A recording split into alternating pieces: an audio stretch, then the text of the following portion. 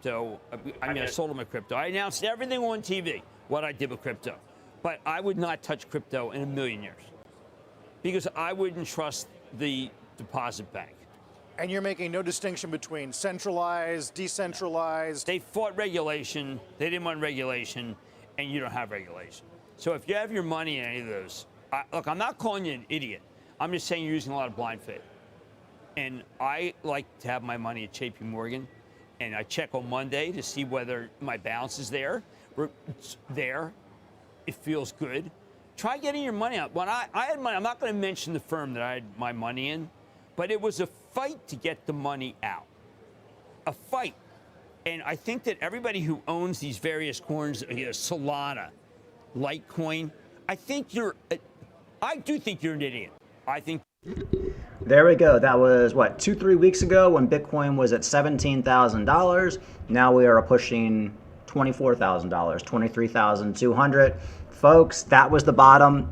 I made a video about 8 months ago. I said the bottom is when CNBC capitulates. Well, there you go. I probably should have followed my own advice a little bit more. But folks, today things are looking good. We got Bitcoin at $23,200, Ethereum pushing that $1,700 mark. BNB at 304, Cardano, one of the top pumpers today. We're most likely going to be at a 40-cent Cardano at the end of today, as long as Bitcoin continues on this little rally. I think what needs to happen, I think Bitcoin needs to stable out somewhere, whether it's 24,000, 23, just kind of stable out and hang out and just let a lot of these altcoins rip. And I think that's a very, very good possibility. We got Theta back over $1. It was $1.02 last time I checked. VeChain hanging out at 2 cents, just over 2 cents. And you got Theta at $1.02. So things are looking great, folks. And what's so great about bull markets? Well, I'm not going to say we're actually in a bull market, but we're at least starting to recover. The good news is when you're in a recovery, a lot of your altcoins, there's news that comes out with these altcoins all year in the bear market. And the news does absolutely nothing. You got the Cardano news with the stable coin and the upgrades. You had Theta with the big mainnet 4.0 upgrade in December. Did nothing for price. That's your typical bear market. In the bear market, news does nothing. Now, bad news will do something, but good news does nothing. Well, we are now in a recovery. And Cardano has all sorts of good things happening this month. First of all, we have an upgrade here. Cardano might become 10 times more resourceful and efficient with this release. New programming language, Enkin, is set to make Cardano development more efficient than before. This is a story that I was reading. Now, this upgrade, at least the pilot for this upgrade, is supposed to be coming out, I believe, this month. So what are we in January? So within the next couple of weeks, we're going to have this update on Cardano that makes it more efficient, easier to develop on.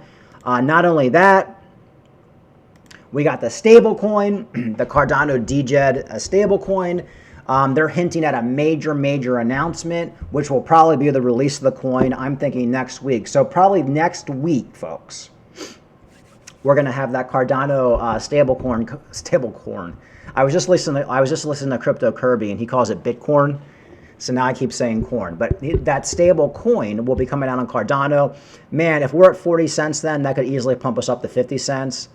So that should be coming out. I mean, they've always said January. But now something big is coming, something you have to wait some time for, blah, blah, announcements soon. So they're most likely going to release that stablecoin this week. And then you also have the news, which we've been talking about, with Charles Hoskinson. He was talking about buying CoinDesk. It looks like he might actually be serious. This news came out a couple days ago, and it was just like a tweet he made. But it looks like he's actually researching it. So could you imagine if Charles Hoskinson buys CoinDesk, or at least puts a bid in for CoinDesk, and we got the DGEN stablecoin coming out, and we have this upgrade that makes Cardano more efficient. I mean, folks, there's such good stuff happening for Cardano. Meanwhile, if you're in a coin like Solana, yeah, it's pumped 15% because it's down so much. But what's the good news coming for Solana?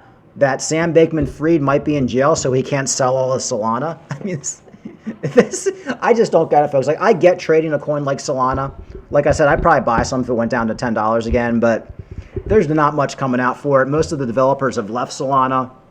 It's a pump and dumper now by YouTubers, Crypto Banter, Sam Bankman-Fried Group, venture capitalists. But I'm very excited with Cardano, back almost up to 40 cents.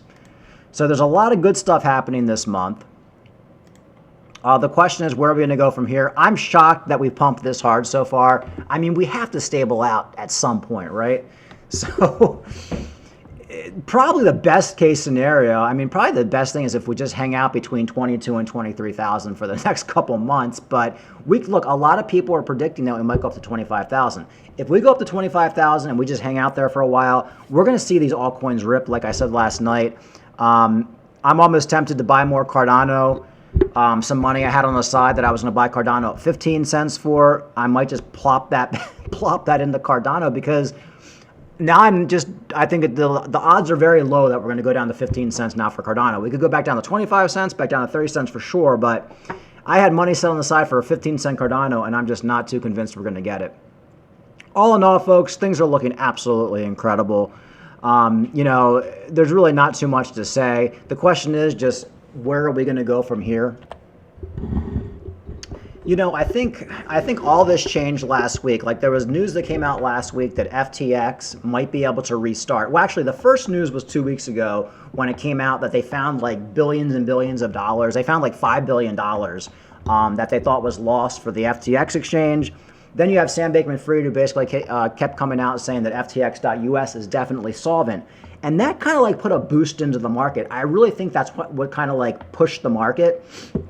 Because if people think they're going to get their money back from FTX, which it does look like that. Oh, and then you had the new FTX chief says crypto exchange could restart, John J. Ray. And this guy's not a sleazeball. He's the guy who did the Enron restructuring. He says he's open to the idea that FTX could actually open back up so people could get their money back. And like I said, they've already found $5 billion, and that's just the start.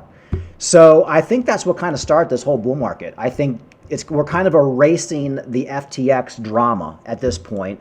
Another thing I found interesting, Sam Bankman-Fried to forfeit $700 million worth of assets if found guilty of fraud. Now remember, folks, Sam Bankman-Fried told everybody in interviews he was down to his last $100,000. Nope. Turned out he has about $700 million worth of stuff. This guy is such a piece of fucking shit.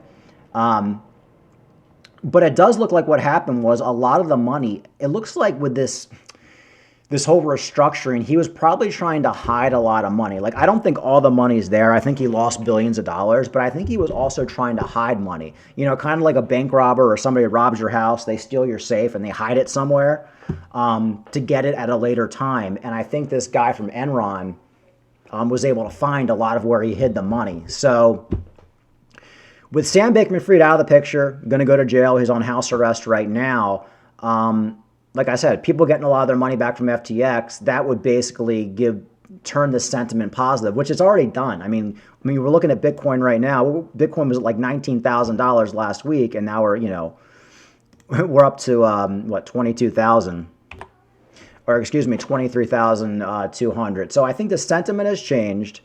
I'm not going to come out and say, oh, we're going to $30,000, blah, blah, blah. I don't know what's going to happen. A lot of people are thinking this could just be a bear market rally, but even if it is just a bear market rally, which is probably most likely, at least Bitcoin can get up to a certain level, $25,000, $24,000. Yeah, we take a big old dumper from there, back down to 20,000 or 21,000. That's better than 17,000, and then we'll probably just slowly go up from there. Things don't go up forever. Things don't go down forever. We've gone up for a long time. So eventually, folks, this market's going to kind of lose steam, and we're going to have a little bit of a dump, and a lot of these altcoins are probably going to dump 15 or 20%. But I think as long as we can stabilize, we're going to eventually creep up throughout the year, and eventually we'll be back to $25,000, $30,000, $35,000 Bitcoin. So things are looking good regardless. Great day for crypto. Great day to be in crypto. Like and subscribe. Talk to you later.